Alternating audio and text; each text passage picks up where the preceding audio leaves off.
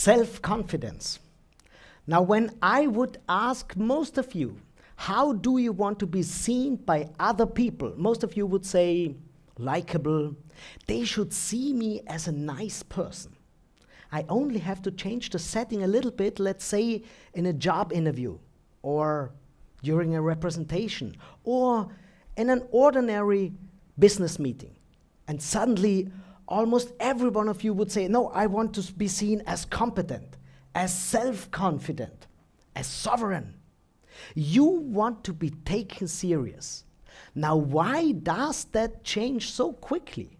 Why is it that in many situations we leave out the likability and pay a lot for the self-confidence? Now, to find out that reason, we have to get a step back in evolution, not too far back. 300,000 years ago is enough. The Neanderthal life was really tough. Gathering food, wow, that was a tough job. A lot of hands were needed. A lot of brain power was needed. Enemies, you needed all the power available and all the know-how available. The same with building houses. You needed everyone in the group, in the village, even the elderly. Although they didn't have any more the power, they had the know-how. Only one group was excluded, and that was the children. They didn't have the power by now, and they also didn't have collected enough experience. But the older the children get, the more they realize we are excluded. When they go out for a hunt, we have to stay in the village. When they build new houses, no one asks us how to build the houses. So the older the children get, the more the drive awakes in them.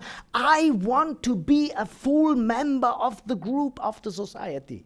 So what they want to prove, the older they get, at latest when they are teenagers, is I am clever, I'm strong enough, I have seen all the problems. So they want to appear self-confident.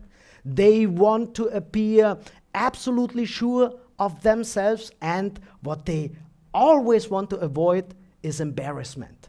Now fast forward to our time. And when you are in a presentation, most of you will think, oh, when I do the presentation afterwards, everyone should say, wow, what a self-confident person. And if there's an embarrassment, oh my God, please, no embarrassment. It is the same. Now, the body language of self-confidence, we read that in tabloids, in boulevard magazines, and also in not so scientific publications, is always straight up, symmetrical body language, straight view, straight eye contact, and also not too much smiles. And no signs of submissiveness. In the German-speaking world, we have a word that says chin up, chest out, belly in. Now, if I would start a presentation like that, I'm not self-confident, I'm arrogant. And the difference is only within the time frames, because our brain takes decisions in a different way. Let's take a normal business, let's take a job interview. HR manager sits in his or her office. The door opens and the applicant for the job enters the room. Now, two areas in the brain of this HR manager take very quick decisions within milliseconds. That is the brain stem and the midbrain. Both are very important. The brain stem takes the decision. About 50 years ago, scientists thought it's only fight or flight. Nowadays, we know there's more to that, not only fight or flight. That is one. The other is that new situation, is that new person, is that a moment for relaxation for me? Is that a resource for me, or do I want to get rid of that person? That is mainly the brain stem. And that is the first decision. Now, the first decision is a little bit different from the second, because the second decision is the midbrain. And the midbrain is one of the best inventions in evolution, because only with the midbrain we were able to form groups and to form hierarchies. So the second decision is only possible for animals, for creatures who have a midbrain. For instance, dogs, Dogs are popular pets because they obey. Sometimes it's also the dog owner who obeys, but someone is always obeying. If you want to do that with a salamander, with a snake, you don't even get the leash around the neck of the snake. So it is a completely different circumstance with midbrain animals, and we as human beings are midbrainers. We form groups, and from the first moment on we decide whether this person is above or below me, not only in status but also in know-how. That is why sometimes, I hope more often than sometimes, people from a higher status listen to people who are lower but are cleverer in some areas. That will be important a little bit later on. So that is the second decision. But the first decision is, does this HR manager want to spend more time with that person, or does he or she want to get rid of that person? Now we have the misconception. When you think, I walk through life with my self-confident body language, believe me, each and every HR manager will think, please leave the room. So what you should do to be seen as a competent person from the first moment on, you want to give them the feeling that they want to continue communicating with you, that they want to listen to you, that they want to spend more time with you. And that is with a likable body language. Number one, show more emotions. Show more emotions. Why is that? Relaxed motions show I am not prepared for a fight. I'm not prepared for defending myself. Imagine you would start a presentation like that. Everyone would think, oh, this is going to be argument, counter-argument. The more relaxed body language you show, the more you invite people to listen to you. Show more emotions. I mean, you should not start every presentation with motions like that. If you do that, you should change the types of drugs you're using. But if you are starting a presentation with a relaxed body language, you give them a feeling, oh, we want to listen to him or her. I give you a picture. Maybe you just imagine you stand at a bar with good friends of yours and tell them about your last weekend or your last holidays. You don't stand there and talk like that. If you stand like that, people will think you are the waitress or the waiter. You talk like that, depending on your temperament. Some will talk like that, and some will talk like that. But everyone shows more emotions. Number two, show asymmetry. Asymmetry means the halves of the body are not equal. Asymmetry also means I am not prepared to fight. If the saber-toothed tiger approaches me and I'm standing like that, I am dead because I'm not quick enough to fight. That is what you want. Not being dead, but appearing not to want to fight. Number three is smile more. Smiling is important. Primatologists teach us that smiling is not, in the first hand, a signal of likability. It is a signal of, I have accepted your higher status.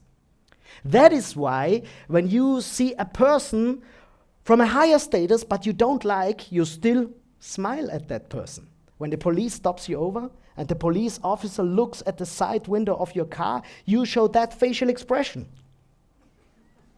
If you don't believe me, try the next time when a policeman stops you over and you look at him like, that's gonna be expensive. Because the police officer thinks, you have difficulties accepting that I'm the stronger person. That is why smiling is so important. But now you come to the point in your presentation when it is important to bring across the most important facts, your USPs. The things you want to convince the other people. It is always a short portion of your whole presentation. Now you have the whole potential to change your body language. From a body language that moves a lot to a stable body language. From asymmetry to symmetry, and now you can't stop smiling. The change in the body language is what makes you self-confident. I give you an example. Number one is very important. Number two is also important. But the most important fact is number three. And that is, what gives them the feeling of you know what you are talking about. That gives them the feeling, that was important, I should remember that. But if you do the mistake and think your presentation has to be stable all throughout the presentation, it looks like number 1 is important, number 2 is important, and the most important fact is number 3. That is what most presentations are all about. But that is not what gives the people the signal, I should remember the facts. So always make a difference between your everyday body language that should be approachable, that should be likable, and reduce the stable and self-confident body language to the points that are really important.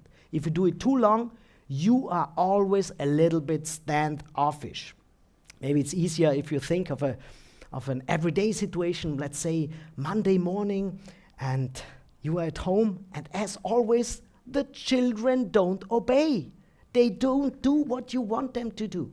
You know, you're in a hurry because you have to go to the office, the children have to go to school, you're cleaning the kitchen table from breakfast, and you shout to them, hey, write Granny a birthday SMS, and don't forget to close the window in your room, and don't you dare to leave the house without cleaning your room. Now you run to the bathroom, and again you ask, what's with the SMS for Granny? Is the window already closed? And is your room tidy? And then you brush your teeth for the 3rd time. You ask, what's with the message? And the window, is it still open? And is your room already clean? Latest by now, the children know only one person in that household is annoying, and that is not Granny. Because, of course, they got the message already at the first time, of course. But from your body language they read, the message is not to be taken serious. You should do exactly what I said before. The less important facts you say with an asymmetrical body language. Only the important fact, there you change the body language. Write an SMS to Granny and close the window, and don't you dare to leave the house without cleaning a room. Believe me, they won't only clean the room, they will clean the whole house. And that is what we want to see in our life. When you are doing presentations, when you talk to people, when you talk to patients, it is all about adherence. When people don't realize what is important and what is not so important, it is the problem that you have made. So your body language doesn't change the content, but the body language gives them the feeling that is important and that is not so important. And if you, this is just a hint for your personality, if you constantly think, oh well, now I have to be always in every situation the strong woman, the strong man, then with one food you are still a little bit in your youth. Oh, as Friedrich Nietzsche put it, he said, we have to overcome our youth to be children again. Thank you.